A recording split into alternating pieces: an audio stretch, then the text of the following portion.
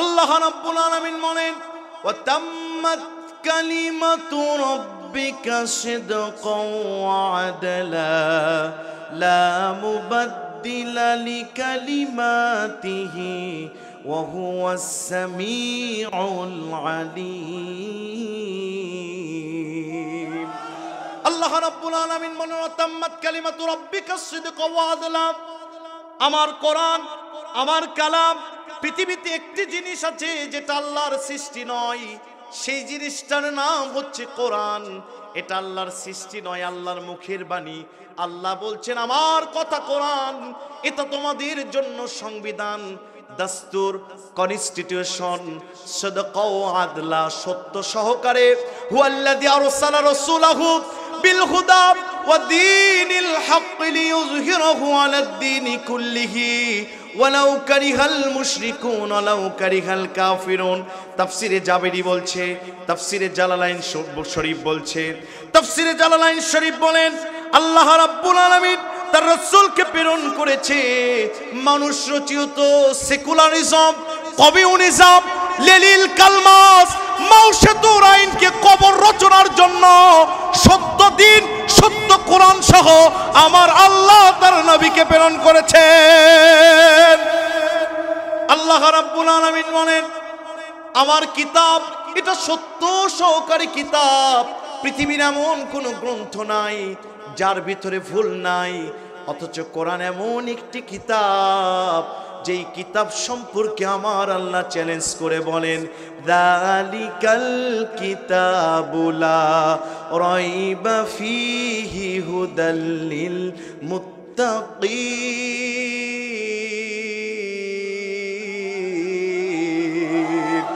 No doubt in this হলি বুক আল কোরআন, কোনো সংশয় নাই, কোনো ভুল নাই, ভুলের কোনো অধ্যায় আল কোরআনে নাই।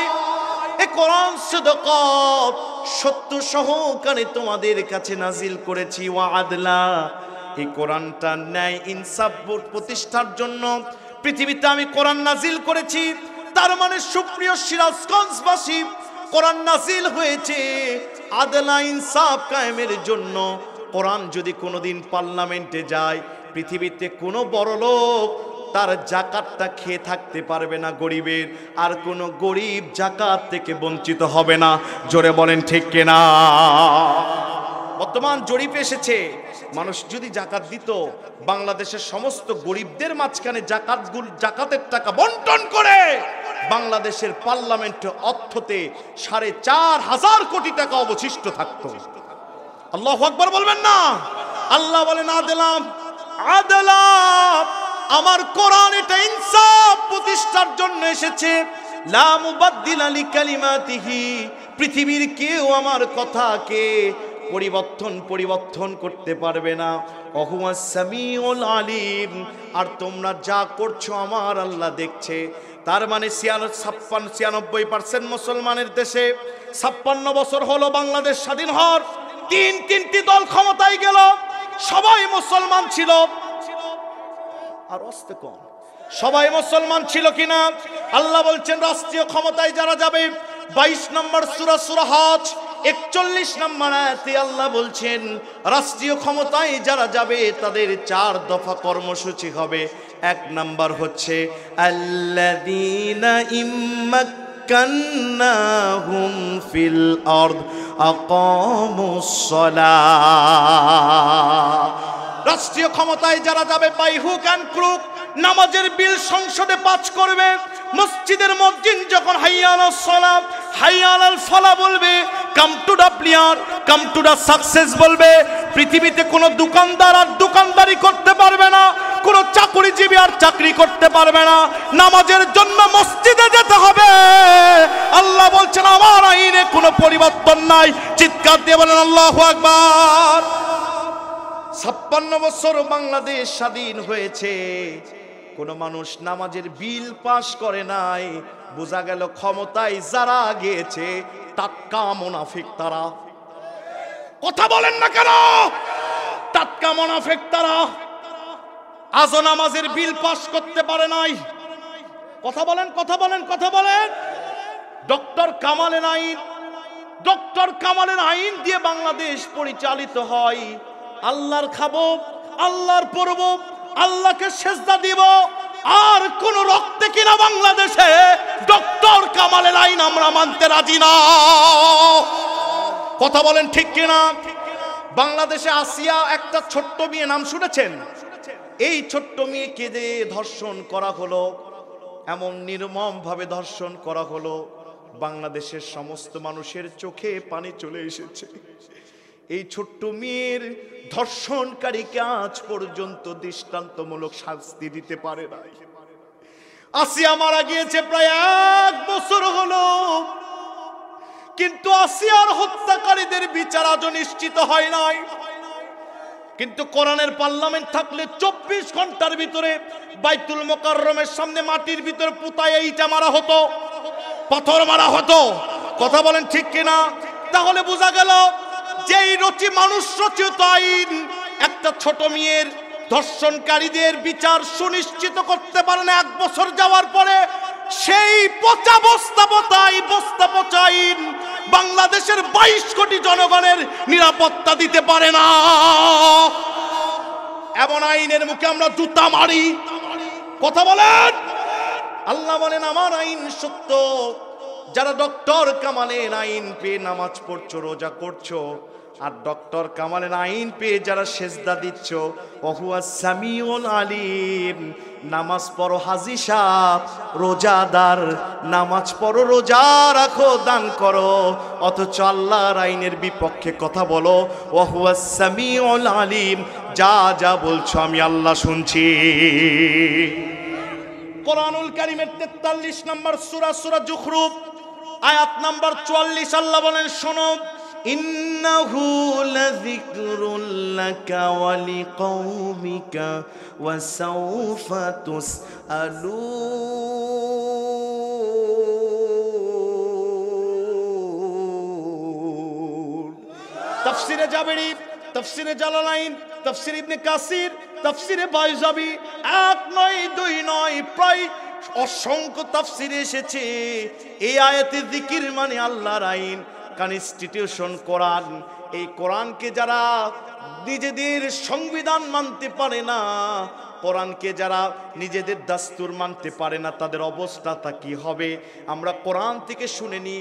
ও কোরআন, তোমাকে যারা আইনের কিতাব মানে না, যারা তোমাদেরকে বস্তাপতা আইন বলে, যারা কোরআনকে বলে কোরআনের মধ্যে কোনো রাজনীতি নাই, কোরআনের মধ্যে সমাজ চলার কোনো নীতি নাই, অথচ আল কোরআন ইউফাসসিরুহু জামান, কোরআন প্রত্যেকটি কালের জন্য ম্যাচুইড কিতাব। কথা বলেন ঠিক কিনা?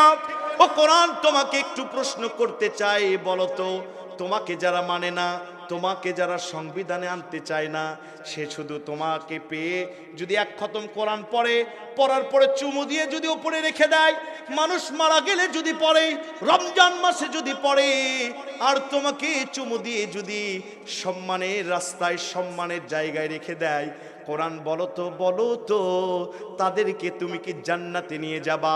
নবীজির হাদিস তিরমিজি শরীফের, আল কোরআন হুজ্জাতুল লাকা ওয়া আলাই, কিয়ামতের দিন কোরআন কারো পক্ষে সুপারিশ করে জান্নাতে পৌঁছায় দিবে, আবার এই কোরআন কারো বিপক্ষে মামলা দিয়ে জাহান্নামে পৌঁছাবে। কোরআনকে আমরা প্রশ্ন করলাম, ও কোরআন একটু দলিল দাও। দলিল ছাড়া কোনো কথা হবে না। কুল হাতু বুরহানাকুম ইন কুনতুম সাদিকিন।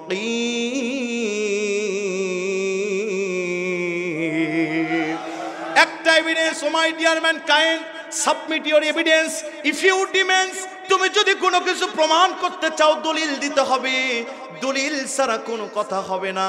কোরআনকে জিজ্ঞেস করলাম, ও কোরআন বলো তো, তোমাকে যারা সংসদের কিতাব মানে না, সে যদি নামাজি হয়, তোমাকে যারা সংসদের কিতাব মানে না, সে যদি রোজাদার হয়, তোমাকে যারা সংসদের কিতাব মানে না, সে যদি বড় দানবীর হয়, তার অবস্থাটা কি হবে বলো তো?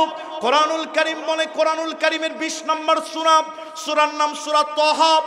কোরআনুল কারীমের 20 নম্বর সূরা, সূরা তাহার 100 24 নম্বর আয়াতে আমার আল্লাহ কত চমৎকার করে বলছেন, শোনো, ওয়ামান আ'রাদা আন যিকরি ফাইন্না লাহু মাঈশাতান দনকা ওয়া নাহশুরুহু ইয়াওমাল কিয়ামাতি আ'মা। আমাকে যারা মানে না, আমার পথে যারা চলে না, আমাকে যারা সংসদে নিতে চায় না, আমার আইনকে যারা মানতে চায় না, এই জিকির মানে সমস্ত মুফাসসির বলেছেন আল্লাহর আইন যারা মানে না, কিয়ামতের দিনে না কাতারে কাতারে অন্ধ হয়ে উঠবে। নামাজ পড়ে কি করবেন? রোজা রেখে কি করবেন? আপনি আল্লাহর আইন মানেন না, আপনার কচু গাছের সাথে গলা তলিতে মারা দরকার। আপনি আল্লাহর খাবেন, আল্লাহরই পড়বেন, আবার আল্লাহর আইনের বিপক্ষে স্লোগান দিবেন, আপনার কপালে কুত্তার পেশাব পড়েছে। তা বললেন কেন? দলিল ছাড়া একটা কথা সিয়াম বাস্তববাদী বলে না। খোলেন সূরা আরাফ 7 নম্বর সূরা 176 নম্বর আয়াত, আল্লাহ বলছেন ওয়ালাকিন্নাহু আখলাদা ইলাল আরদ ওয়াত্তাবাআহু হাওয়া ফামাসালুহু কামাসালিল কালব। যারা নিজেদের অন্তরকে রব বানাইছে, অন্তর বলে শোন শোন, নামাজে আল্লাহর আইন, রোজায় আল্লাহর আইন, তারপরে দানে আল্লাহর আইন, দেশ পরিচালনায় আল্লাহর আইন নাই। আল্লাহ বলছেন ফামাসালুহু কামাসালিল কালব, এরা জাতিগতভাবে কুত্তার দল। আল্লাহর আইন মানেন না, ওই জীবনের কোনো দরকার না। কথা না বললে উল্টা দিকে চালাবো। জোরে বলেন কথা ঠিক কিনা? বলবেন হুজুর ওয়াজ শুরু হয়েছে, ওয়াজের ওয়াও হয়নি এখন। কথা বলেন ঠিক কিনা? ভাই একটু সাউন্ড আমাকে খুব কষ্ট দিচ্ছে, গলা টানতেছে, দেখেন তো কি করা যায়। হ্যাঁ, বাইরে সাউন্ড হচ্ছে, ভিতরে একটু আমার কানটা একটু দেন। সম্মানিত উপস্থিতি, মাইক ভালো, একটু সেটিং করুক, ইনশাআল্লাহ সুন্দর হবে আরো। আল্লাহ তৌফিক দান করুন, বলি আমিন। সম্মানিত উপস্থিতি, আজকের আলোচনার বিষয় হচ্ছে পৃথিবীতে আমরা শেখ হাসিনার রায়ের আইন দেখেছি কিনা? কথা বলেন না কেন? যে ট্রাইব্যুনাল বানাইছে ওই ট্রাইব্যুনালেই ওর ফাঁসির রায় হয়েছে। এটা তো দুনিয়ার বিচার, আখিরাতের কি বিচার কি হবে দেখার দরকার আছে না নাই? আমরা যদি কোনো অপরাধ করি, কোন কোর্টে আমাদের নালিশ হয়, সালিশ হয়, আমাদের জানা থাকে। কিয়ামতের দিন আল্লাহ 4টা কোর্ট বসাবে। জোরে বলেন কয়টি? আর জোরে 4টা কোর্ট বসাবে, 4 কোর্টে বিচার হবে আমাদের সবার। এই কোর্টগুলো দেখার দরকার আছে না নাই? তবে আমি গতানুগতিক কোনো বক্তার মতো কিচ্ছা কাহিনী বলি না, তাফসিরের রুলস অনুযায়ী তাফসির হবে ইনশাআল্লাহ। তাফসির করার জন্য তাফসিরে মাযহারি রীতি অনুযায়ী রুলস নিয়ম লাগে 5টি। জোরে বলেন কয়টি? আর জোরে। 1 নাম্বার, কোন সূরা বা আয়াত তেলাওয়াত করলে শুদ্ধ তেলাওয়াত এবং পরিচিতি দিতে হবে। 2 নাম্বারের তরজমা করতে হবে, যেটা শানে নজুলের মাধ্যমে হতে পারে। 3 নাম্বারে এর নাজিলের প্রেক্ষাপট বলতে হবে, শানে নজুল যাকে বলে। মাস্ট বি কম্পালসরি, আপনাকে বলতেই হবে। নবীজি বলেছেন কোন মুফাসসির কোরআন থেকেই কথা বলল, কিন্তু কোরআনের রুলস অনুযায়ী তাফসির করলো না, সে তাফসির বীর রায় করে। বক্তা যদি তাফসির বীর রায় করে গুনাহগার হয়ে জাহান্নামে যায়, শ্রোতারা যাবে কোথায়? কথা বলেন, কথা বলেন। বাংলাদেশে 95% মাহফিলে তাফসিরের নামে তাফসির বীর রায় জালক তাফসির হচ্ছে। কথা বলেন ঠিক কিনা? নাম্বার 4 বাস্তব ব্যাখ্যা, নাম্বার 5 শিক্ষা। এই 5টা রুলস অনুযায়ী আমরা তাফসির শুনবো। বিশ্বাস করেন নবীজির কথা সত্য। তাফসির শেষ হতে দেরি আছে। যতগুলো মানুষ এখানে বসে আছেন সৎ নিয়ত নিয়ে, তাদের জীবনের গুনাহ আজকে মাফ হতে দেরি হবে না। কত টাকা দিয়ে, শ্রম দিয়ে, পয়সা দিয়ে কমিটি মাহফিল আয়োজন করেছে। আপনি মাহফিলে এসে নিজ ইচ্ছায় কথা বলবেন, হবে না। 45 নম্বর সূরা, সূরা কফ 50 নম্বর আয়াত, ফাযাক্কির বিল কোরআন মান ইয়াখাফু আইত ওয়া মুফাসসির ওয়াক্তা। কথা বলতে হলে আল্লাহর কোরআন থেকেই বলতে হবে।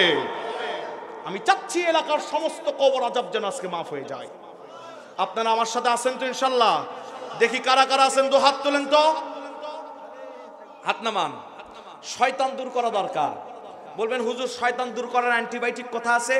কোরআনুল কারীমের 17 নম্বর সূরা বানী ইসরাঈল 111 নম্বর আয়াত, ওয়া কুলিল হামদুলিল্লাহিল্লাযী লাম ইয়াত্তাখিয ওয়ালাদা ওয়া লাম ইয়াকুল লাহু শারীকুন ফিল মুলক ওয়ালাম ইয়াকুল্লাহু আলিয়্যুম মিনাজ-যুল ওয়া কাব্বিরহু তাকবীরা। তাকবীর দিতে হবে কার নামে? শুধু তাই নয়, সূরা মুদ্দাসসির 4 নম্বর আয়াত, ওয়া রাব্বাকা ফাকাব্বির, তাকবীর হবে কার নামে? শুধু তাই না, আল্লাহ বলেছেন কালিমাতুল্লাহি হিয়াল উলিয়া, পৃথিবীতে একমাত্র বুলন্দিত আওয়াজ হবে কার নাম? শুধু তাই নয়, বর্তমান সায়েন্স বলছে মানুষের হৃৎপিণ্ডের ভিতরে 11,000 বর্গমাইল তার দিয়ে আল্লাহ কলিজার ভিতরে সাজাইছেন, রক দিয়া 84 জায়গায় আল্লাহ আল্লাহর নাম লিখে রেখেছেন। কেউ একবার আল্লাহু আকবার বললে 3 থেকে 4 মিনিটের জন্য তার হার্ট স্ট্রোক বন্ধ হয়ে যায়। শুধু তাই নয়, রাসূল বলেছেন তাকবীরাতুন ওয়াহিদাতুন খায়রুম মিনাদ দুনিয়া মা ফিহা। পৃথিবীতে যত স্লোগান আছে, আমার নেতার চরিত্র ফুলের মতো পবিত্র, নামাজ পড়ে না 1 ওয়াক্ত, গাঁজা খায় 5 ওয়াক্ত, আলেমদের প্রতি খুব শক্ত আছে না নাই?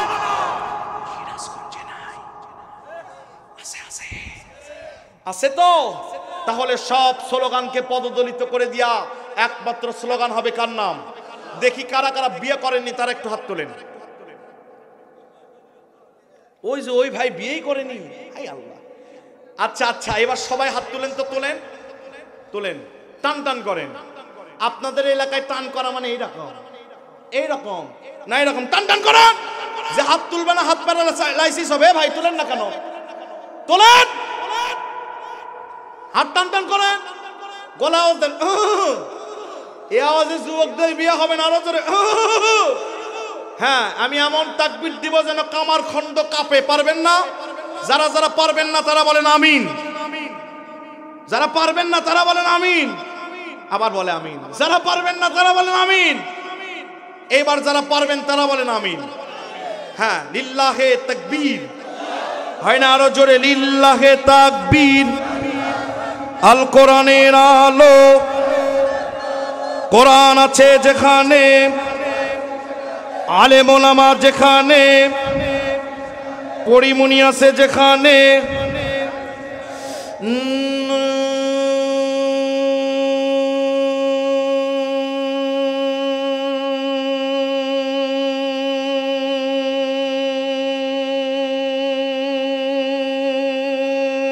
তাকবীর, নারায়ে তাকবীর।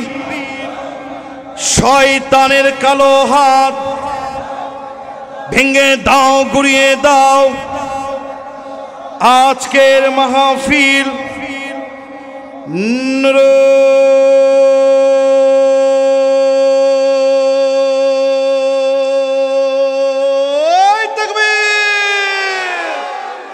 দেশের অবস্থা করুন, মাঝে মধ্যে বক্তা দরকার তরুণ। কথা বলেন ঠিক কিনা? বিড়াল ছোট না বড় দেখার বিষয় নয়, দেখতে হবে ইঁদুর ধরতে পারে কিনা। বক্তা ছোট না বড় দেখার বিষয় নয়, দেখতে হবে আল্লামা দেলোয়ার হোসেন সাইদির মতো কোরআনের স্পষ্ট তাফসীর করতে পারে কিনা। কথা বলেন ঠিক কিনা? আছেন তো? কতক্ষণ? সারা রাত শুরু হোক। আপনাদের ভাঙ্গা মন চাঙ্গা হবে ইনশাআল্লাহ। খালি যেতে দেন ইনশাআল্লাহ। বলেন ইনশাআল্লাহ, বিমাশিয়াতিল্লাহ বিফদলিল্লাহ, বলি আমিন। আসেন, কোরআনুল কারীম মহাবিশ্বের মহাবিশ্বয়, complete balance code of life, মোকাম্মেল হায়াতে নিজাম, বিসমিল্লাহর বা থেকে নাসের সিন পর্যন্ত বাস এনাফ। সকল সমস্যার সমাধান দিতে পারে অনলি ফর আল কোরআন। এই কোরআনুল কারীমের একটু একটু মনোযোগ। আল্লাহর কোরআনের মাহফিলে কথা বললে, নামাজে কথা বললে যে গুনাহ, কোরআনের মাহফিলে কথা বললে একই গুনাহ। দলিল সূরা আরাফ 124 নম্বর আয়াত, ওয়াইদা কুরিয়াল কোরআন ফাসতামিউ লাহু আনসিতু লাআল্লাকুম তুরহামুন। কোরআন শুনলে চুপ করে বসো, মনোযোগ সহকারে শোনো, তাহলে রহমত পাবা। আর কথা বললেই গজব হবে। আছেন তো? কোরআনুল কারীমের 114টি সূরার ভিতরে 9 নম্বর সূরা, 99 নম্বর সূরা। কয় নাম্বার? সূরাটির নাম হচ্ছে জিলজাল। জিলজাল বা জালজালা শব্দের অর্থ ভূকম্পন, ভূমিকম্প। এই সূরাটিতে মোট আয়াত আছে 8টি, রুকু আছে 1টি, শব্দ আছে 36টি, বর্ণ আছে 156টি। মাশহুর উলামায়ে কেরাম বলেছেন সূরাটি নাজিল হয়েছে মদিনায়। চিৎকার দিয়ে বলেন আল্লাহু আকবার। এই সূরার শানে নজুল যিনি বাতলিয়ে এনেছেন, লুবাবুন নুকুল ফি আসবাবুন নুজুল, এটা কামিল ক্লাসে পড়ানো হয়। লিখেছেন আল্লামা জালালউদ্দিন আস-সুয়ুতী আশ-শাফি রাহমাতুল্লাহ আলাইহি। তিনি তার আত্মজীবনীতে বলছেন, আমি এত বড় আল্লাহর ওলি বা এত বড় আমার কপাল ভাগ্য ভালো, যে আমি ঘুমের জগতে নয় চর্মচোখে মদিনাওয়ালা নবীকে ৭০ বারের বেশি দেখেছি। ওয়া সাহিবুল কাশ, তিনি একজন অন্তর খোলা ওলি ছিলেন। আর তাফসির বলা হয় আল কাশফু আল বায়ান, শ্রোতাদের সামনে কোন আয়াতের পর্দা উন্মুক্ত করে স্পষ্ট করার নাম তাফসির। চিৎকার দিয়ে বলেন আল্লাহু আকবার। আল্লাহর ওলি জালালউদ্দিন সৈয়দ শাফি রাহমাতুল্লাহি আলাইহি তিনি বলছেন, আমার নবীজি বিশ্ব নবীজি প্রত্যেক দিন আমার নবীজি শান নামাজ পড়ানোর জন্য বাড়ি থেকে বের হয়, মসজিদুন নববীতে যায়। হাজার হাজার লক্ষ লক্ষ সাহাবী আমার সোনার নবীর জন্য মসজিদুন নববীতে বসে থাকেন। নবীজির মুখে কোরআন শুনবেন, আল্লাহর হাবিবের মুখে কোরআনের তাফসীর শুনবেন। কোরআন শোনার জন্য শত শত সাহাবীরা বসে থাকে। আমার নবীজি বিশ্ব নবী রাহমাতাল লিল আলামিন নবীজি আমার প্রত্যেক দিন নামাজ পড়ানোর জন্য মসজিদে নববীতে যায়। গভীর মনোযোগ, দুই পাহাড়ের মাঝখানে গিরিপথ, সরু রাস্তা যেটাকে বলা হয়, এই সরু রাস্তা অতিক্রম করে আমার সোনার নবীজি প্রত্যেক দিন মসজিদুন নববীতে যায় নামাজ পড়ানোর জন্য। আল্লাহর নবীজি দুই পাহাড়ের মাঝখান দিয়ে যখন যাচ্ছিলেন, প্রতিদিনের মতো নবীজি যান। আজকে সারেল্লি ভাবে, আশ্চর্যিত ভাবে আমার সোনার নবীজির সামনে ইহুদি খ্রিস্টানদের ১ নয় ২ নয় ১০ থেকে ১২ জন যুবক আমার সোনার নবীর সামনে মানব ব্যারিকেড তৈরি করেছে। আল্লাহর হাবিব একটু বসেন তো, একটু লড়বেন না, যার চা খাওয়া লাগবে হোটেলে যাবে। হ্যাঁ, আল্লাহর হাবিব বিশ্ব নবী রাহমাতাল লিল আলামিন নবীজি আমার মসজিদুন নববীতে যখন যাচ্ছেন, ইহুদি খ্রিস্টানদের ১০ থেকে ১২ জন যুবক আমার সোনার নবীর সামনে মানব ব্যারিকেড তৈরি করেছে। নবীজি আমার আশ্চর্যিত হয়েছে। আমার প্রিয় সিরাজগঞ্জবাসী, বুঝে থাকলে বলেন তো, এই বাংলাদেশে মানব ব্যারিকেড তৈরি করার ইতিহাস আছে না নাই? বিশ্বনন্দিত মুফাসসির কোরআনের পাখি যিনি 50টি বছর 50টি দেশে তাফসীর করেছেন, এই কোরআনের পাখি যখন মারা গিয়েছে, বাংলাদেশের দিক দিগন্ত থেকে মানুষ তার জানাজার জন্য রওনা দিয়েছিলেন। তৎকালীন জালিম লেডি ফেরাউন হাসিনার মামু বাহিনীগুলো আমাদের সামনে মানব ব্যারিকেড তৈরি করেছিল। বোঝা গেল এরা আর আমার নবীজিকে যারা মানব ব্যারিকেড তৈরি করেছে, ইহুদি খ্রিস্টানের যুবকেরা, এরা আর ওরা খাপে খা। কথা বলেন ঠিক কিনা? কোরআনের বাকি এত বড় আল্লাহর ওলি ছিলেন জানেন না? কাবা কন্ট্রোলের দায়িত্ব কার হাতে? জোরে বলেন। লিইলাফি কুরাইশ ইলাফিহিম রিহলাতাশ শিতাই ওয়াস সাইফ ফালিয়াবুদু রাব্ব হাযাল বাইত। কাবা রক্ষণাবেক্ষণ কন্ট্রোলের দায়িত্ব আমার আল্লাহর হাতে। সুবহানাল্লাযী আসরা বিআবদিহি লাইলাম মিনাল মাসজিদিল হারাম ইলাল মাসজিদিল আকসা। কাবা কন্ট্রোলের দায়িত্ব আমার আল্লাহর। এই কাবাতে বিশ্ব নবীজির পরে মাত্র ৩ জন মানুষের গায়েবী জানাজা হয়েছে। একটা বাদশা নাজ্জাশী, যার জানাজা আমার সোনার নবীজি পড়াইছেন। আর একটা হচ্ছে আবুল আলা মওদুদী রহমাতুল্লাহি আলাই, আর একটা বাংলাদেশের পিরোজপুরের সন্তান, যার জানাজা বন্ধ করার জন্য মানব ব্যারিকেড তৈরি করা হয়েছিল। এই কোরআনের পাখির জানাজা আমার আল্লাহ ১৩০টা দেশে পড়ানোর ব্যবস্থা করেছে। এই মানুষটার গায়েবী জানাজা কাবায় হয়েছে, মানুষ দোয়া করেছে। আমি আমার কথাই বলি, ৬ বছর আগে আমার বাবা মারা গিয়েছে, আমি এত কাঁদি নাই যখন শুনেছি কোরআনের পাখি চলে গিয়েছে। আমি ৩ দিন পাগল হয়েছিলাম। আল্লাহ নিজে বলছেন, সায়াজালু লাহুমুর রহমানু উদ্দা। ইমানদার যারা হবে একজন আরেকজনের জন্য পাগল হয়ে যাবে। হুজুর বলেছিলেন, শোনো শোনো শোনো জালেমেরা, আমি সাইদি যদি শহীদ হয়ে যাই, আমার রক্ত আগুন হবে, দাব দামামা বেজে যাবে। দামামা বেজে গেছে, 1 বছরও টিকতে পারে না। কথা বলেন ঠিক কিনা? শুধু তাই নয়, 50 বছর আগে প্যারেড ময়দানে আল্লামা সাঈদী বলেছিলেন মামু বাড়ি দিল্লি যে পড়বি, দিল্লিতেই পড়েছে। খেলাকার আর জোরে জোরসে বলেন। আল্লাহ বলেন খেলা আমার মানব ব্যারিকেড আমার নবীজির সামনে ইহুদি খ্রিস্টানের যুবকেরা তৈরি করেছে, ইমানদারদের সামনে ওরা মানব ব্যারিকেড তৈরি করেছিল। আমার সোনার নবীজি, বিশ্ব নবীজি আশ্চর্যিত হয়ে গিয়েছেন, আমার নবীজি ভয় পেয়েছেন, আমার নবীজি চমকে উঠলেন। নবীজি আমার যখন চমকে উঠলেন, এমন ভাইয়া তোমার হাত না, চুপ ওখানে থাকবেন। আমার নবীজি বিশ্ব নবী চমকে উঠলেন। নবীজি যখন চমকে উঠেছেন, ইহুদি খ্রিস্টানদের যুবকদের লিডার এসে বলছে, আব্দুল্লাহর ইতিম পোলা মোহাম্মদ, কোনো ভয় করার কোনো কারণ নাই, হতাশ হওয়ার কোনো কারণ নাই, আমরা তোমার কোনো ক্ষতি করব না। আমরা একটা প্রশ্ন তোমাকে করব। আমাদের ধর্মগুরুরা বলেছে দুনিয়া সৃষ্টির শুরু থেকে কিয়ামতের আগ দিন পর্যন্ত এই প্রশ্নের উত্তর কেউ দিতে পারবে না, একমাত্র শুধুমাত্র আব্দুল্লাহর ইতিম পোলা নবী মুহাম্মদুর রাসূলুল্লাহ ছাড়া প্রশ্নের উত্তর কেউ দিতে পারবে না। চিৎকার দিয়ে বলেন আল্লাহু আকবার। আল্লাহর নবী বড় মায়ার নবী ছিলেন, আল্লাহর হাবিব বড় দয়ার নবী ছিলেন। নবীজি ডাক দিয়ে বললেন, এই যুবকেরা কি প্রশ্ন তাড়াতাড়ি কর।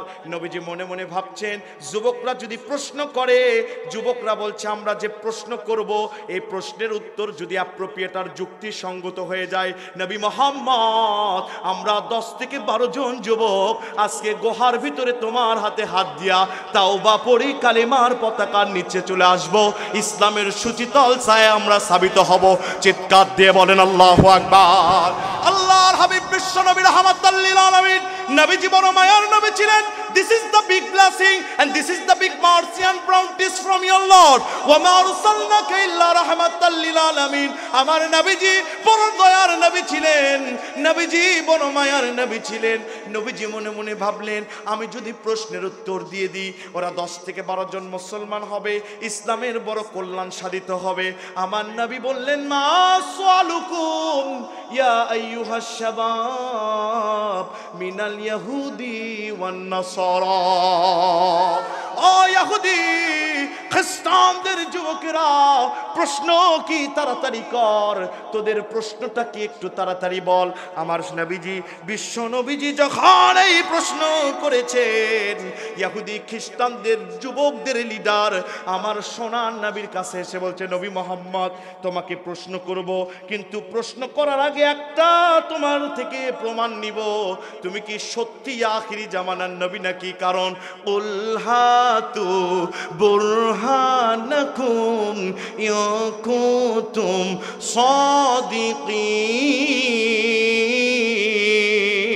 সাদিকিন। My dear mankind, submit your evidence if you demand. কোন প্রশ্ন করতে গেলে, কোন উত্তর দিতে গেলে দলিল ছাড়া কোনো কথা হবে না। মুহাম্মদ তুমি শেষ নবী নাকি বলো তো। নবী মুহাম্মদ বলছে, শোনো শোনো, আমি যে শেষ নবী কিনা এটা আমার বলা লাগবে না, আমার আল্লাহ আজ থেকে কিছু বছর আগে আমার শেষ নবী হওয়ার প্রমাণ দিয়েছেন। আল্লাহ নিজে বলছেন, মা কানা মুহাম্মাদুন আবা আহাদিম মির রিজালিকুম ওয়ালাকিন রাসূলুল্লাহি ওয়া খাতামান নাবিয়্যিন। আমি শেষ নবী, প্রশ্ন কর। নবীজি যখন বললেন প্রশ্ন কর, যুবকদের লিডার আমার নবীর কাছে এসে বলছেন, মুহাম্মদ আমাদের প্রশ্ন একটি, মাতা তাকুমুস সাআ ওয়া কাইফা। মুহাম্মদ বলো তো কিয়ামত কখন হবে, কিভাবে কিয়ামত সংগঠিত হবে। আমার নবীজি কি গায়েব জানতেন? জোরে বলেন, কিয়ামত কখন হবে, কিভাবে হবে পৃথিবীর কেউ বলতে পারে না। যিনি জানেন তার নাম কি? নবীজি গায়েব জানতেন না, গায়েবের একমাত্র মালিক আমার আল্লাহ। নবীজিকে আল্লাহ যা জানাতেন এর বাইরে আমার নবী কিছুই জানতেন না। নবীজি মাথা নিচু করলেন।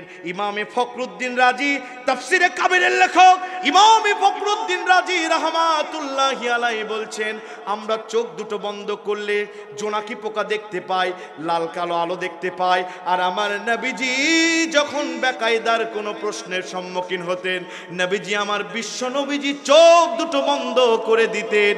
নবীজির চোখ দুটো বন্ধ করতে দেরি আছে, ধুলক বুলক সারিয়ে 7 আকাশ পাড়ি দিয়ে আমার কাবার মালিক আল্লাহর কাছে মিস কল চলে যেতেন। আর আল্লাহ নিজেই বলছেন, আল্লাহু ওয়ালিয়ুল্লাযীনা আমানু ইউখরিজুহুম মিনাজ যুলুমাতি ইলান নূর। ইমানদারেরা, আমার বন্ধু ইমানদারিরা, যখন কোনো বেকায়দার সম্মুখীন হয় আমি আল্লাহ সহ্য করতে পারি না। নবীজি মা ইয়ান্তিকু আনিল হাওয়া ইন হুয়া ইল্লা ওয়াহয়ু ইউহা, নবীজি আমার কখনো মস্তিষ্ক প্রসূত কথা বলতেন না। এই আল্লাহ যা বলাতেন শুধু তাই বলতেন। আমার সোনার নবীজি, বিশ্ব নবীজি মাথা নিচু করেছে, চোখ দিয়ে টকবক করে পানি পড়ে, আমার নবীজির দাড়িগুলো ভিজে যায়। নবীজিকে ওরা বলেছে, যদি প্রশ্নের উত্তর না দিতে পারিস তোকে ভণ্ড নবী হিসেবে প্রমাণ করব।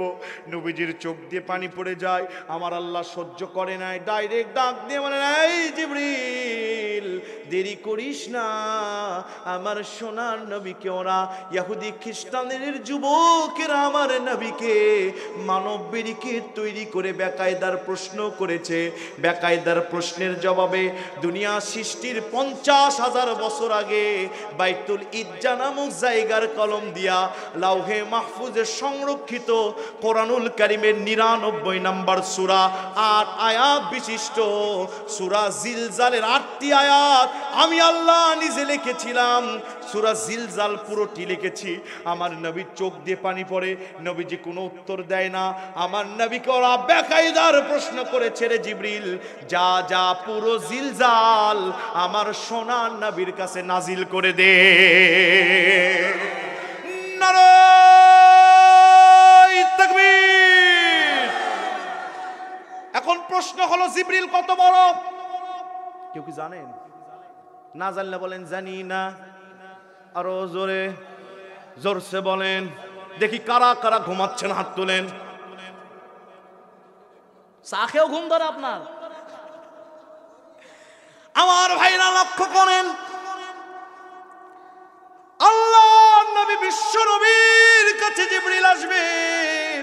জিবরিল কত বড় জানেন নাকি? তাফসিরে বাইজাবির মালাইকার অধ্যায় এসেছে, আমার নবীজি বলছেন, জিবরিলকে আমার আল্লাহ 600 ডানা দিয়েছেন। এক ডানা ঝাপটাইলে সপ্তম জমিনে চলে আসে, আরেক ডানা ঝাপটাইলে সপ্তম আকাশে জিবরিল উঠে চলে যায়। এই জিবরিল নবীজির কাছে একদিন পাখা উঁচু করেছে। আমার নবী বলেন, আমি দেখতে পেয়েছি জিবরিলের পাখার নিচ দিয়া জান্নাতি হীরা ডায়মন্ড গুলো ঝরছে। শুধু তাই নয়, গভীর রাত্রে আমি বিশ্ব নবী ধ্যানমগ্ন অবস্থায় গাড়ি হীরার ভিতরে বসে আছি। আমার কে একজন ডাকছে, ইয়া মুহাম্মদ।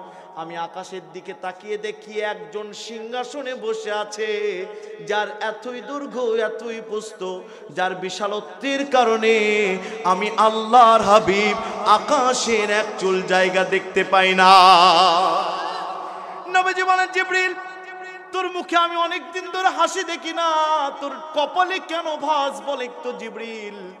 জিবরিল চোখের পানি ছেড়ে দিয়ে বলছেন, ইয়া রাসূলুল্লাহ, আমার মুখে ওই দিন থেকে হাসি ফুরিয়েছে যেদিন আমি আমার চোখে দেখেছি মানুষের জন্য আমার আল্লাহ জাহান্নাম তৈরি করেছে। হযরত জিবরিল বলেন, ইয়া রাসূলুল্লাহ, আকাশ থেকে কয় ফোঁটা পানি পড়ে আমি জিবরিল শাদীদুল কুওয়াত গ্রেট মেসেঞ্জার হযরত জিবরিল আমি গুনতে পারি। জমিনে কত পাথরের কুচি আছে আমি গুনতে পারি। ইয়া রাসূলুল্লাহ, আকাশে কত তারা আছে আমি গুনতে পারি। তবে আল্লাহর কসম, আপনার কোন উম্মত যদি একবার আপনার উপর দরুদ পড়ে, ফেরেশতারা এত নেকি লেখা শুরু করে, আমি শাদীদুল কুওয়া গ্রেট মেসেঞ্জার জিবরিল আমি আল্লাহর কসম খেয়ে বলছি, এই নেকি গুনে গুনে আমি জিবরিল শেষ করতে পারি না। সেই জিবরিল শাহ করে নেমে এসেছে। বিশ্ব নবীর চোখ দিয়ে পানি পড়ে, দর দর করে পানিগুলো পড়ে যায়। নবীজির সাহাবীগুলো মসজিদের ভিতরে নবীর জন্য অপেক্ষা করছে। ইহুদি খ্রিস্টানরা প্রশ্নের উত্তর নেওয়ার জন্য দাঁড়িয়ে আছে।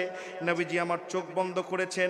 হযরতে জিবরিল বিশ্ব নবীর ডান কানে এসে সালাম দিয়ে বলেন, ইয়া রাসূলুল্লাহ, ইয়া হাবিবাল্লাহ, নবীজি টেনশন করবেন না, হতাশ হবেন না। আপনার প্রশ্নের উত্তরে, ইহুদি খ্রিস্টানদের বেকায়দার প্রশ্নের উত্তরে, দুনিয়া সৃষ্টির 50,000 বছর আগে বাইতুল ইজ্জা নামক জায়গার কলম দিয়া কোরআনুল কারীমের 99 নম্বর সূরা, সূরা জিলজাল আমার আল্লাহ পুরোটা লিখে রেখেছিলেন। ইয়া রাসূলুল্লাহ, ইয়া হাবিবাল্লাহ, আপনার ওই ইহুদি খ্রিস্টানদের প্রশ্নের উত্তরে পুরো জিলজাল আপনার উপর আল্লাহ নাজিল করে দিয়েছে। নবীকে বলা হলো, ইয়া রাসূলুল্লাহ, তাওস্তাস নিয়ে পড়েন, আউযু বিল্লাহ, বিসমিল্লাহ পড়েন।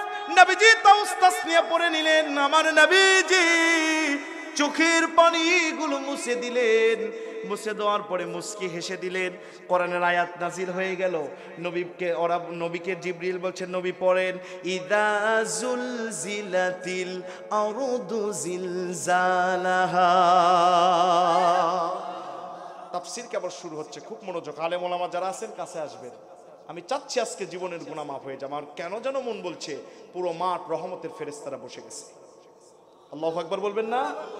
আমি অধম হতে পারি, কোরআনের তাফসীর করছিলাম এক মাঠে, শ্রোতারা বলছে হুজুর পুরো মাঠ আতরের গন্ধ হয়ে গেছে। কেউ নড়াচড়া করবেন না, মনোযোগ দিবেন, গতানুগতিক কোনো ওয়াজ হবে না। আল্লাহ পাক আয়াত নাযিল করলেন, ইজা জুলজিলাতিল আরদু জিলজালাহা। ওদের প্রশ্ন ছিল মাতা তাকুমুস সাআ ওয়া কাইফা। মাতা মানে কখন, আরবি যারা জানেন তারা বুঝবেন মাতা মানে কখন। আল্লাহ কোরআনে আয়াত নাজিল করে বলছেন ইজা মানে যখন। কোরআন বোঝাতে গিয়ে আমার আল্লাহ এক চুল অতিরিক্ত কথা বলে নাই। পৃথিবীতে যারা মুফাসসির হবেন, মাসাল তু মাসালালের বাইরে কোরআন বোঝাতে গিয়ে এক চুল অতিরিক্ত কথা বলা যাবে না। আল্লাহ বলেন ইদা জুলজিলাতিল আরদু জিলজালাহা। পৃথিবী যখন কাঁপতে থাকবে, থামবে না যখন, কিয়ামত শুরু হবে। পৃথিবী কাঁপতে কাঁপতে থামবে না যখন, কিয়ামত শুরু হবে তখন। আলেম ওলামা বলবেন হুজুর তাফসীর ভুল করেছেন, আমরা আরবি অনুবাদগুলো পড়েছি পৃথিবী যখন কাঁপবে তখন কিয়ামত হবে। আর আপনি বলছেন পৃথিবী যখন কাঁপতে থাকবে, থামবে না যখন, কিয়ামত হবে তখন। বলেন তো ভাইজান, প্যাঁচ আছে না নাই? তাফসীর বলা হয় প্যাঁচ লাগিয়ে দাও, প্যাঁচ খুলে দাও। বলেন তো বাংলাদেশ কাঁপে কিনা? আরো আসতে 2019 সাল, ফজরের আগে ওই দলের নেতা 19 সালে যারা ছিল, বুঝতেছেন তো, ফজরের আগে ঢাকা গুলশানে 10 তলা বিল্ডিং এ উঠতেছে নেতা, সেলুট খেয়ে সবাই সেলুট দেয়, ড্রাইভার সেলুট দেয়, দারোয়ান সেলুট দেয়, সেলুট দিয়ে 10 তলায় ঘুমাচ্ছে। ওদের তো নামাজ কালাম লাগে না, আবার কারো 70 রাকাতও পরে এক রাতে। কথা কন না কেন? ফজরের আগে একটা ভূমিকম্প আল্লাহ দিলেন, সবাই শাঁ করে নেমে চলে এসেছে। নেতা 10 তলা থেকে লিফট দিয়ে শাঁ করে নিচে আসছে। নেতাকে দেখে সবাই চোখ ধরছে। নেতা বলছে আর চোখ ধরো কেন? সবাই বলছে নেতা আপনি আছেন ঠিকই, কিন্তু আপনার পরনে লুঙ্গি নাই। জোরে বলেন কি নাই? জোরে জোরসে বলেন। জাল্লা নেতাকে 10 তলা বিল্ডিং এ উঠাতে পারলো সম্মান দিয়া, ওই আল্লাহ লুঙ্গি ছাড়া নামাইছে। জাল্লা 16 বছর ক্ষমতায় রেখেছিল, ওই আল্লাহ লুঙ্গি নাই চেউ নির্লজ্জ করে বাংলাদেশ থেকে বিদায় করেছে। জোরে বলেন ঠিক কিনা? সম্মানিত ভাইরা আমার, কয়েকদিন আগে ভূমিকম্প হলো, জানেন কি আপনারা? আমার মাহফিল ছিল সাতক্ষীরায় শহরে, গাড়িতে ছিলাম, বুঝতে পারি নাই। মাহফিলে গেলাম, দ্বিতীয় বক্তা ঢাকার, বলছে হুজুর আমার 3টা ছেলে মেয়ে, একটা মেয়ের বয়স মাত্র 6 মাস। কোরআনের আয়াত যে সত্য আজকে আমি নিজ চোখে দেখতে পেয়েছি। বললাম ভাইজান কি দেখেছেন একটু শেয়ার করেন। বলছে হুজুর আল্লাহ বলেছেন ইয়াউমা ইয়াফিরুল মারউ মিন আখিহি ওয়া উম্মিহি ওয়া আবিহি ওয়া সাহিবাতিহি ওয়া বানিহি লিকুল্লি ইমরিইম মিনহুম ইয়াউমা ইযিন শা'নু ইউগনি। কিয়ামতের দিন বাবা মা ভাই কেউ চিনবে না। হুজুর গো, দুটা সন্তানকে নিয়ে আমি আলেম মানুষ, নিচে থাকি নিচতলায়, নিচতলায় রিস্ক কম, ওপর তলায় রিস্ক বেশি, দুইটা সন্তান নিয়ে বের হয়েছি, 6 মাসের সন্তানের কথা ভুলে গেছি। দুনিয়ার সাধারণ ভূমিকম্প যদি এই দশা হয়, আল্লাহর দোয়া কিয়ামতের ভূমিকম্পটা কেমন হবে আমি ডাইরেক্ট আপনাদেরকে সায়েন্সে নিয়ে যাব। আছেন তো? আমি চাচ্ছি গ্রামের মানুষ, সিরাজগঞ্জের মানুষ কামিল দাখিল মাদ্রাসার আলোচনা, এগুলো গ্রামের মানুষ তাফসির বুঝবেন না, কিন্তু আমি চেষ্টা করছি যে তাফসির বুঝায়া আছে জীবনের গুনাহ মাফ করাবো ইনশাআল্লাহ। আছেন না? পৃথিবী কেমনে কাঁপবে? নাসার বিজ্ঞানীরা, জাপানের বিজ্ঞানীরা বলেন, শুনো, দুনিয়া থেকে প্রথম আকাশের দূরত্ব হচ্ছে 500 বছরের রাস্তা। এটা আলোর গতি না, স্বাভাবিক গতি আজ পর্যন্ত কেউ বলতে পারে নাই। তাফসিরে জাবিরির লেখক বলছেন, দুনিয়া থেকে প্রথম আকাশের দূরত্ব হচ্ছে 13 কোটি 30 লক্ষ মাইল।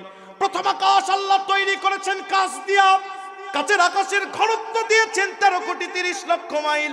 কাচের আকাশ থেকে দ্বিতীয় আকাশের দূরত্ব দিয়েছেন 13 কোটি 30 লক্ষ মাইল। দ্বিতীয় আকাশ আল্লাহ তৈরি করেছেন তামা দিয়া, তামার আকাশের ঘনত্ব দিয়েছেন 13 কোটি 30 লক্ষ মাইল। দ্বিতীয় আকাশ থেকে তৃতীয় আকাশের দূরত্ব আল্লাহ দিয়েছেন 13 কোটি 30 লক্ষ মাইল। তৃতীয় আকাশ আল্লাহ তৈরি করেছেন লোহা দিয়া, লোহার আকাশের ঘনত্ব দিয়েছেন 20 লক্ষ মাইল।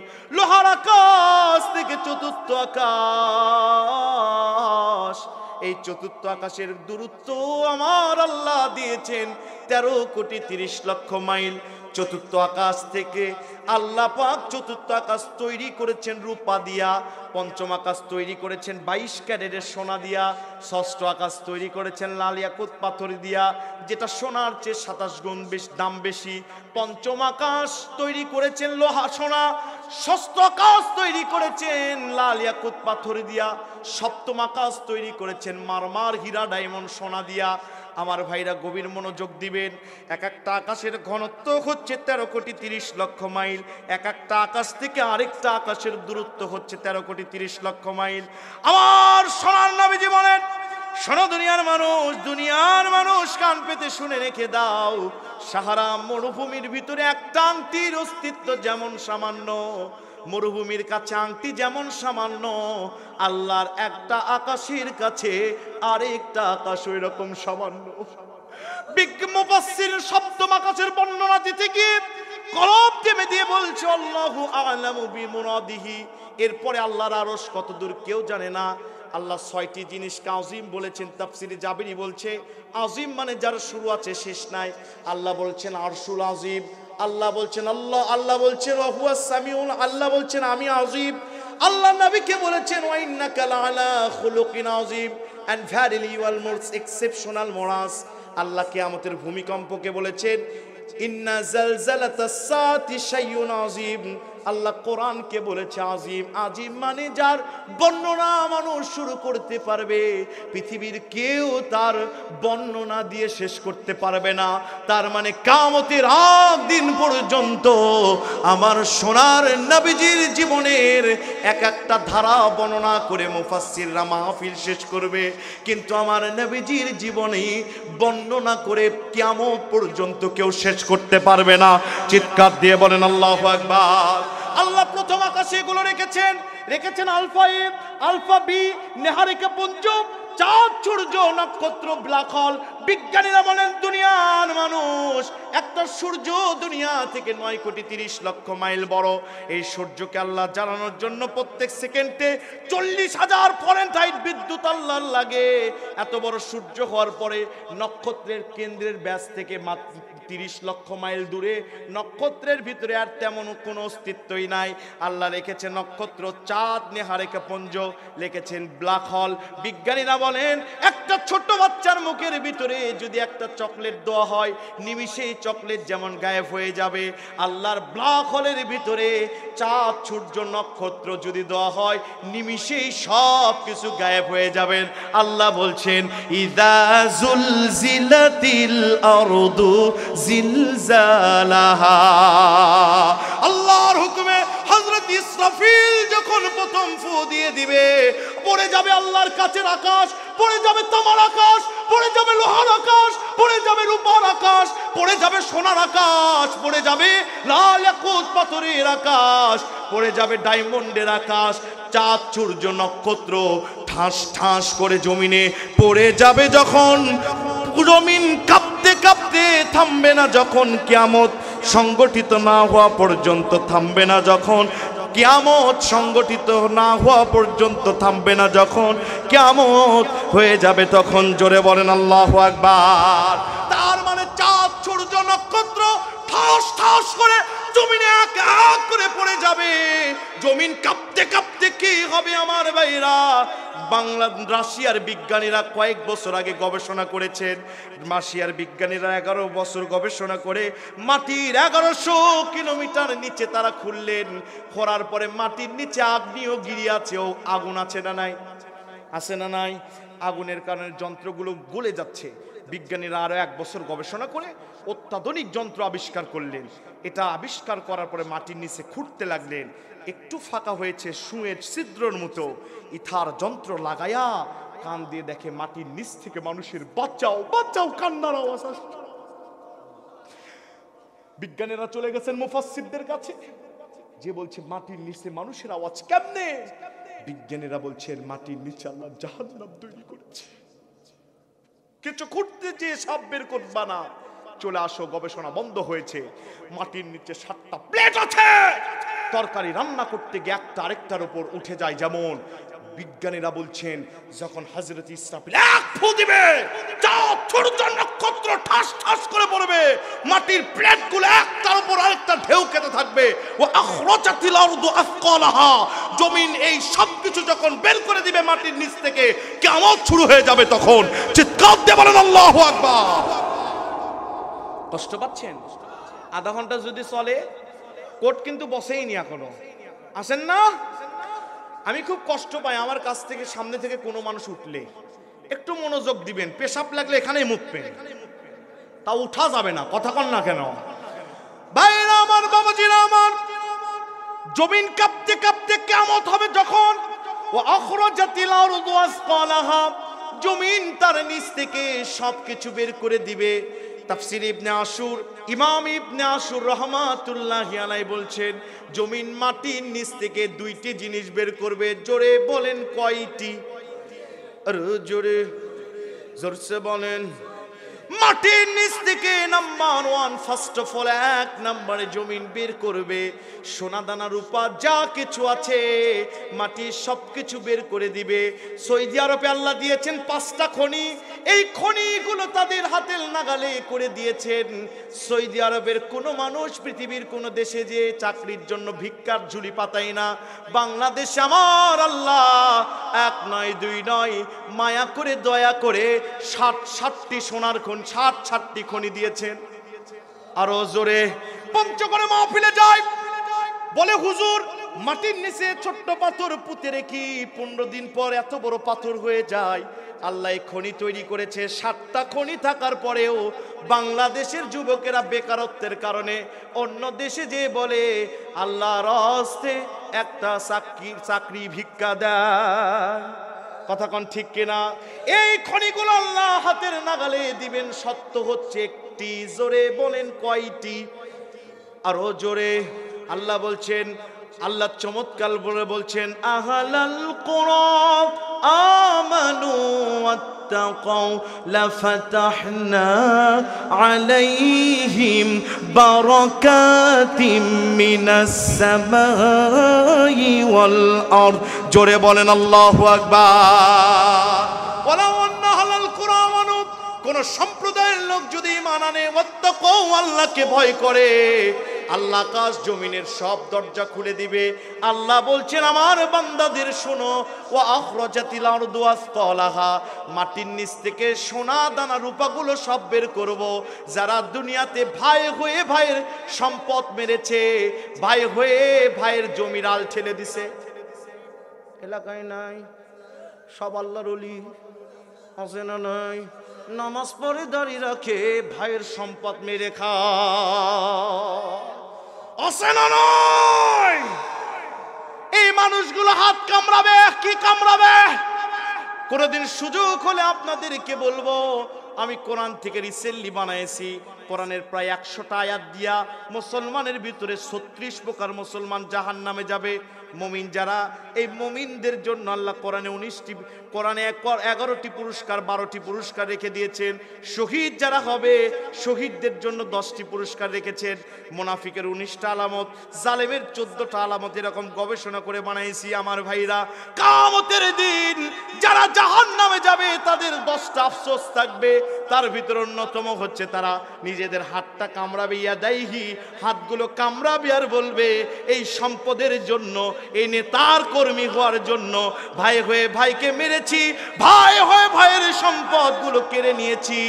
আমার ভাইরা, মানুষ আফসোস করতে থাকবে, জমিন বের করে দিবে সোনা দানা রূপা। জোরে বলেন আল্লাহু আকবার। নাম্বার 2, এই জমিন কি বের করবে জানেন নাকি? 2 নম্বরে জমিন বের করে দিবে কে হয়ে? কে ইসলামী আন্দোলন করার কারণে একজন আরেকজনের বিপক্ষে কথা বলেছে। ইসলামী আন্দোলন করে বলে ওগুলো বাদ দে, মামলার অভাব নাই, জেলের অভাব নাই, বাড়িতে থাকতে পারিস না, ওগুলো বাদ দে। কে কার বিরুদ্ধে কর্মসূচি দিয়েছে, আল্লাহর জমিন সবগুলো ফাঁস করবে। ওয়া আখরাজাতিল আরদু আসকালাহা। ও যুবক, কোথায় জেনা করেছো, কোথায় গান শুনেছো, কোথায় বন্ধুদের সাথে আড্ডা দিয়েছো, সব জমিন বলে দিবে। টাকলা মোরাদের কয়েক সেকেন্ড ফাঁস হওয়ার কারণে মন্ত্রিত্ব যদি চলে যায়, তোমার জীবনের সব রেকর্ড ফাঁস হয়ে যাবে, বাঁচার কোনো কায়দা থাকবে না। জোরে বলেন কথা ঠিক কিনা?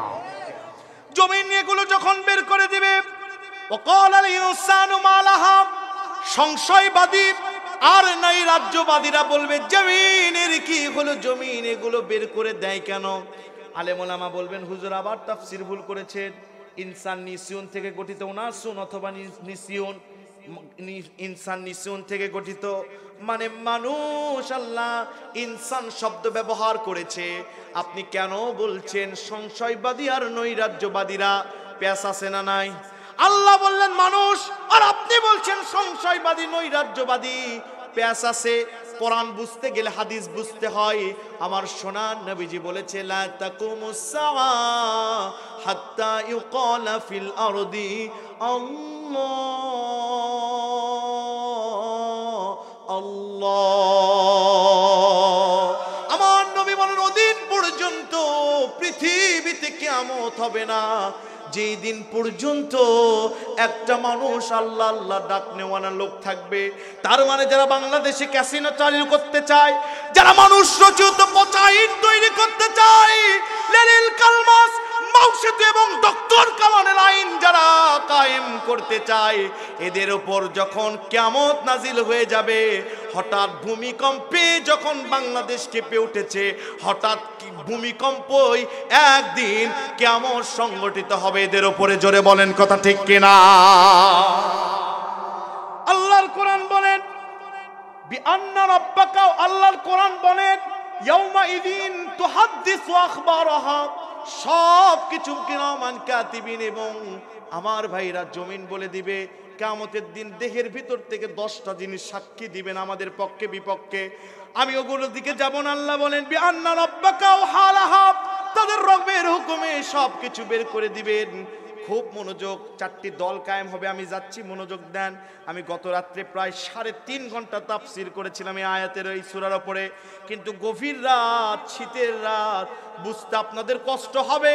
এই জন্য আমার ভাইরা, ওয়াকালা রাসূল ইয়া রাব্বি ইন্না কওমি ইত্তাখাযু হাযাল কুরআনা মাহজুরা, রাসূল মামলা দিবে, উত্তর শরীর কথা কোন কথা কোন। আমার ভাইরা, আল্লাহ রাব্বুল আলামিন হযরত আজরাইলকে ডাক দিয়ে বলবেন, আজরাইল যা যা সংশয়বাদী আর নৈরাজ্যবাদীদের জীবন নিয়ে আয়। হযরত আজরাইল মানুষগুলোর জীবনগুলো নিয়ে আসবে। আল্লাহ পাক বলবেন, মানুষের শুধু জীবন নিলে হবে না, জিনদের জীবন নিয়ে নে। জিনদেরও জীবন নিয়ে নিবেন। আমার আল্লাহ পাক ডাক দিয়ে বলবেন, ও আজরাইল দেরি করিস না, আমার মালাকুত সমস্ত ফেরেশতাদের জীবনটা নিয়ে নে। হযরত আজরাইল আল্লাহর হুকুমে সবার জীবন নিয়ে নিবে। আল্লাহর কাছে এসে বলবে, আল্লাহ সবার জীবন নিয়েছি। আমার আল্লাহ পাক ডাক দিয়ে বলবেন, রে আজরাইল সবার জীবন তো নিয়েছিস, কিন্তু বলতো কে কে বেঁচে আছে? আমরা অনেকে বলি 18,000 মাখলুকাত আল্লাহ তৈরি করেছেন, ভুয়া কথা, কোথায় পেয়েছেন জানি না। বর্তমান জাপানের প্রাণী বিজ্ঞানীরা বলেন আল্লাহ যে পিপিলিকা তৈরি করেছেন, এই পিপিলিকা পিঁপড়ার জাত পৃথিবীতে আছে 36,000-এরও বেশি। এত মাখলুকাত আল্লাহ তৈরি করেছেন। বিজ্ঞানীরা বলেন সমুদ্রের 20,000 কিলোমিটার নিচে একটা জড় বস্তুকে ছেড়ে দিলে 200 টুকরায় পরিণত হবে। পানির এতই তেজস্ক্রিয়তা, বিজ্ঞানীরা পানির নিচে করতে করতে 20,000 কিলোমিটারের নিচে যাওয়ার গবেষণা করতে পারে নাই। কোটি কোটি নিচে আল্লাহ আরো যে কত মাখলুকাত তৈরি করেছে, পৃথিবীর কোনো বিজ্ঞানী ধরতে পারে নাই। সবার জীবন যখন চলে যাবে, আমার আল্লাহ ডাক দিয়ে বলবেন, আজরাইল কে কে বেঁচে আছে বল। আল্লাহকে আজরাইল ডাক দিয়ে বলবেন, আল্লাহ আমি আর আপনি বেঁচে আছি। আমার কাবার মালিক আল্লাহ পাক ডাক দিয়ে বলবেন, মুত ইয়া মালাকাল মাউত।